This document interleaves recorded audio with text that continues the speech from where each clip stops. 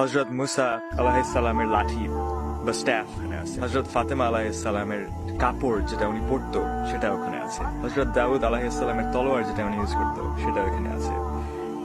হযরত ইউসুফ আলাইহিস সালামের টুপি যেটা উনি পরতেন এই মিউজিয়ামে আছে।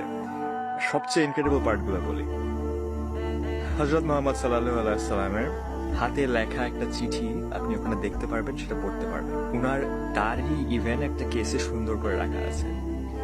উনি যে বাটি থেকে পানি খেতেন সেটাও ওখানে আছে, আপনি গিয়ে সামনে গিয়ে দেখতে পারবেন। উনি যে তলোয়ার ইউজ করে যুদ্ধে ফাইট করেছিলেন সেটা ওখানে ডিসপ্লেতে দেওয়া আছে, আপনি গিয়ে দেখতে পারবেন। ইনসেন, ইনক্রেডিবল, মানে